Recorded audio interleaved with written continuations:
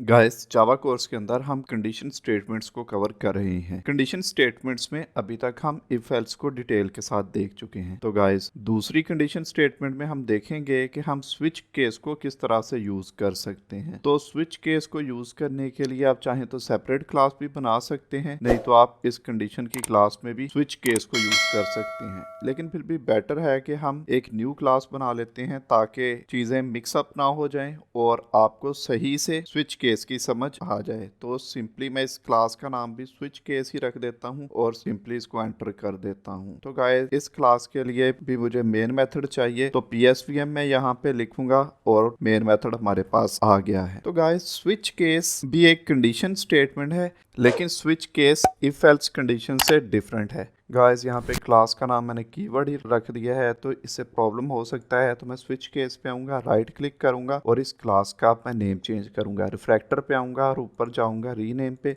तो सिंपली मैं स्विच के आगे सी लिखे रहने देता हूँ और इसको रिफ्रैक्टर कर देता हूँ। गाइस आपने मेक श्योर करना होता है कि यहाँ पे कोई भी कीवर्ड को यूज नहीं करना। अगर आप यहाँ पे किसी कीवर्ड को दे देंगे या कोई ऐसा वर्ड जो जावा के अंदर बिल्ड इन होता है, तो देन जब आप क्लास को रन करेंगे तो उसकी कोई भी आउटपुट हमें शो नहीं होगी। तो गाइस पहले हम स्विच केस का सिंटैक्स देख लेते हैं, देन हम देखेंगे कि इफ एल्स और स्विच के दरमियान में क्या क्या डिफरेंस है। तो स्विच और इफ एल्स में सबसे पहला जो डिफरेंस है वो तो सिंटैक्स का डिफरेंस है, क्योंकि कंडीशन स्टेटमेंट आपने देखी थी, हम इफ को यूज करते थे, देन इफ की अगर कंडीशन ट्रू होती थी तो ये आउटपुट चल जाती थी। अगर इफ की कंडीशन ट्रू नहीं होती थी तो एल्स के अंदर वाली स्टेटमेंट एग्जीक्यूट हो जाती थी। तो गाइस स्विच केस के अंदर स्विच का कीवर्ड एक यूज होता है। सबसे पहले यहाँ पे स्विच का कीवर्ड यूज होता है और यहाँ पे आपने उस वेरिएबल को देना होता है जिस पे आपने केसेस लगाने होते हैं। इन अदर वर्ड्स जिस पे आपने कंडीशन को चेक करना होता है। तो गाइस यहाँ पे मैं एक छोटा सा प्रोग्राम बनाऊंगा जिस पे हम वीक के डेज को लिखेंगे। मतलब अगर हम 1 लिखेंगे तो मंडे आउटपुट आ जाएगा, 2 लिखेंगे तो ट्यूसडे आउटपुट आ जाएगा, सेम संडे तक ये केसेस इसी तरह से ही चलते रहेंगे। तो पहले यहाँ पे मैं एक वेरिएबल बना लेता हूँ इंटीजर के नाम से और यहाँ पे मैं डे लिख देता हूँ और इसके अंदर हम कोई ना कोई वैल्यू भी दे देते हैं। तो डे 1 हमने यहाँ पे दे दिया और यहाँ पे हम डे को दे देते हैं। स्टेटमेंट हमने लगा दी है। उसके बाद हम यहाँ पे कर्ली ब्रेसेस लिखेंगे। स्विच केस के नेम पे आप थोड़ा सा गौर करें तो स्विच केस 2 वर्ड के मिलने से बना है। स्विच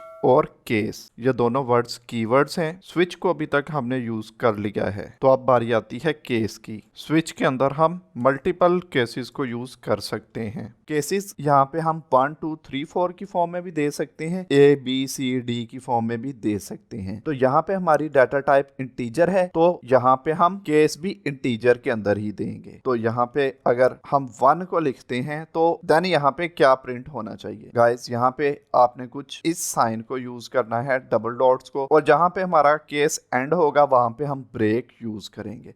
गाइस अगर यहाँ पे डे 1 है तो केस 1 के अंदर आप वो चीज लिखेंगे जो केस 1 के एग्जीक्यूट होने पे शो होगी। तो डेफिनेटली यहाँ पे हम मंडे लिखेंगे क्योंकि वीक का फर्स्ट डे मंडे होता है, डबल कोट्स और मंडे यहाँ पे हम लिख देंगे। गाइस यहाँ तक तो केस की बात थी। तो इफ के अंदर आपने देखा था, इफ के अंदर सिंपली अगर हम कर्ली ब्रेसेस को नहीं यूज करते थे तो हम सिंपली एक लाइन को ही प्रिंट करवा सकते थे, लेकिन यहाँ पे आप जितनी मर्जी लाइंस चाहें प्रिंट करवा सकते हैं। लेकिन आपने मेक श्योर करना है कि केस के अंदर जितनी भी लाइंस प्रिंट करवानी है या कोई यहाँ पे कंडीशन लगानी है वो आपने ब्रेक से ऊपर ऊपर तक लगानी है। मतलब केस 1 और ब्रेक के दरमियान आपने जो आउटपुट शो करवानी है वो आप लिख सकते हैं। दूसरे नंबर पे गाइस यहाँ पे एक कीवर्ड होता है डिफॉल्ट। इफ के अंदर जिस तरह से एल्स का काम होता था, सेम डिफॉल्ट का भी कुछ ऐसा ही काम होता है कि अगर कोई भी केस आपका ट्रू नहीं हो रहा तो डिफॉल्ट के अंदर हम जो वैल्यू लिखेंगे वो एग्जीक्यूट हो जाएगी। तो डिफॉल्ट के अंदर सिंपली हम लिख देते हैं डे नॉट फाउंड। ठीक है, तो यहाँ पे हमने एक केस लगाया है। तो केसेस लगाने बहुत ही सिंपल हैं, क्योंकि इफ के अंदर तो आपने देखा था कंडीशन लिखनी पड़ती थी हमें और कंडीशन कई बार तो बहुत लेंथी हो जाती थी, लेकिन स्विच के अंदर सिंपली आपने केस 1, केस 2, केस 3 बस इसी तरह से लिखते जाने हैं। तो यहाँ पे मैं केस 2 अब लिखूंगा, ये डॉट लगाऊंगा और system dot out dot println को यूज करूंगा और यहाँ पे मैं ट्यूसडे लिख दूंगा। ठीक है, अब हम चाहें तो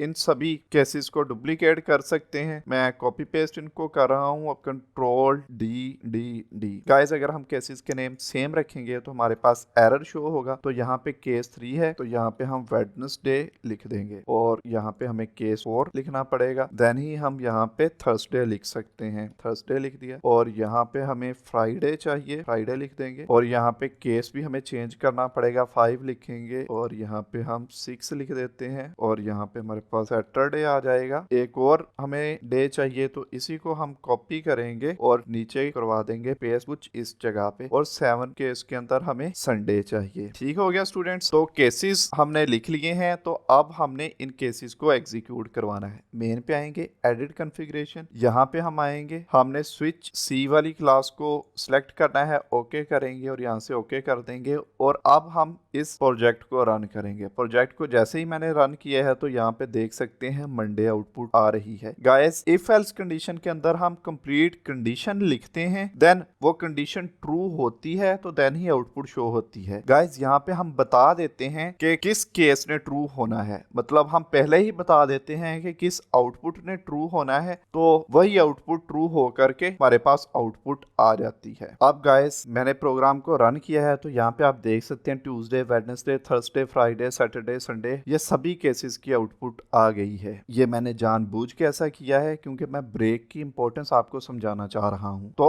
आपने जब भी केस को एंड करना है तो आपने ब्रेक को जरूर यूज करना है। तो हम इसी ब्रेक को अब कॉपी करेंगे और केस 3 हमारा कुछ इस जगह पे एंड होता है। हम कंट्रोल वी करते जाएंगे ब्रेक को उस जगह पे, यहाँ पे कंट्रोल वी और उसके नीचे कुछ इस जगह पे कंट्रोल वी करके हम ब्रेक को दे देंगे। देन दोबारा मैं कंट्रोल वी यहाँ पे यूज करूंगा और यहाँ पे भी कंट्रोल वी मैं यूज करूंगा। अब मैं दोबारा रन करता हूँ गाइस, तो यहाँ पे गाइस आप देख सकते हैं हमने 2 की आउटपुट देखनी थी, मतलब 2 स्विच केस को रन करना था। तो यहाँ पे आउटपुट भी आप देख सकते हैं। गाइस अगर मैं यहाँ पे 10 लिख देता हूँ तो देन आप इसकी आउटपुट देखिएगा। 10 गाइस मैंने यहाँ पे दिया है तो 10 तो कोई केस हमने बनाया ही नहीं है, तो इसलिए हमारे पास डिफॉल्ट की वैल्यू आ जाएगी। होप सो स्टूडेंट्स यहाँ तक आपको स्विच के सिंटैक्स के बारे में सही से आइडिया हो गया होगा। और अभी तक हमने इंटीजर वेरिएबल के ऊपर स्विच केस को लगा करके देखा है। तो गाइस अब हम कैरेक्टर वेरिएबल के ऊपर स्विच केस को लगा करके देखते हैं। तो सबसे पहले यहाँ पे हम एक वेरिएबल इनिशियलाइज कर लेते हैं। तो कैरेक्टर के अंदर ही मैं वेरिएबल दे देता हूँ, सिंपली कोट है ये, इसका नाम हम कोट रख देंगे। और आपको पता है कैरेक्टर के अंदर सिंपली हम एक ही वैल्यू को स्टोर कर सकते हैं और यहाँ पे सिंगल वैल्यू होनी चाहिए और वो वैल्यू कोई भी हो सकती है। यहाँ पे मोस्टली हम ABCD को यूज करते हैं, आप चाहें तो यहाँ पे 1 2 या सिंबल्स वगैरह को भी यूज कर सकते हैं। दोबारा से हम स्विच को यूज करेंगे और इसके अंदर मैं कोट को दे दूंगा और यहाँ पे कर्ली ब्रेसेस को मैं लगाता हूँ। यहाँ पे अब हमने केसेस को लिखना है, केस, और यहाँ पे हमने CHAR की फॉर्म में केसेस को देना है। तो कुछ इस तरह से हम केसेस को देंगे और ब्रेक लिख करके इस केस को हम एंड कर देंगे। डिफॉल्ट को भी हम पहले ही लिख लेते हैं और यहाँ पे हमने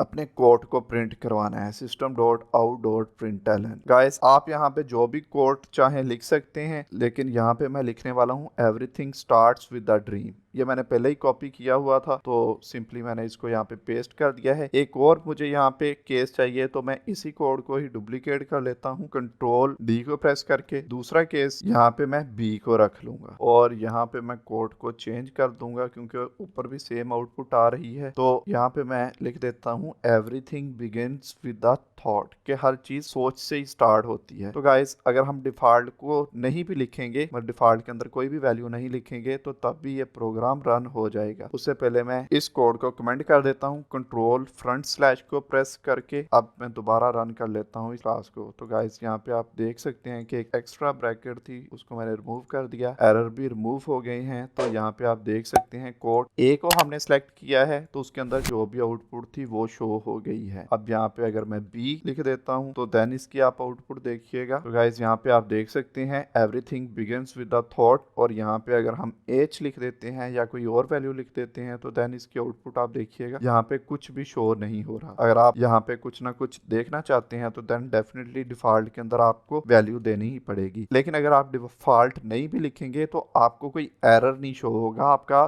प्रोग्राम एग्जीक्यूट हो जाएगा। तो यहाँ पे इनवैलिड वैल्यू सिंपली हम लिख देते हैं कि अगर आप यहाँ पे इनवैलिड वैल्यू को देंगे तो देन आउटपुट भी आपको इनवैलिड वैल्यू शो हो जाएगी। अभी तक वैलिड वैल्यूज ए और बी हैं। अगर आप चाहें तो इस कोड्स ऐप को कंटिन्यू भी कर सकते हैं। आप यहाँ पे डिफरेंट केसेस बना सकते हैं। CHAR 4 डाटा टाइप यहाँ पे यूज हो रही है, तो केसेस अभी हमने ए और बी बनाए हैं। गाइस अगर आप चाहें तो A to Z केसेस बना सकते हैं। उसके बाद CHAR 4 डाटा टाइप के अंदर काफी ज्यादा सिंबल्स भी आ जाती हैं, तो एटलीस्ट आपके 50-60 तो कोड्स इस स्विच केस स्टेटमेंट में ऐड हो सकते हैं। अगर आप स्विच केस की अच्छे से प्रैक्टिस करना चाहते हैं तो मैं आपको यही रिकमेंड करूंगा कि आप स्विच केस के अंदर 20 से 30 कोड्स तो एटलीस्ट जरूर ऐड करें। होप सो स्टूडेंट्स, यहाँ तक आपको स्विच स्टेटमेंट्स के बारे में भी डिटेल से और बहुत अच्छे से आइडिया हो गया है। गाइस अगर आप इफ एल्स और स्विच केस के डिफरेंसेस के बारे में सीखना चाहते हैं तो वो वीडियो भी आपके सामने आ रही है। अगर आप फुल स्टैक जावा डेवलपर बनना चाहते हैं तो जावा डेवलपमेंट कोर्स भी स्क्रीन पे आ रहा है।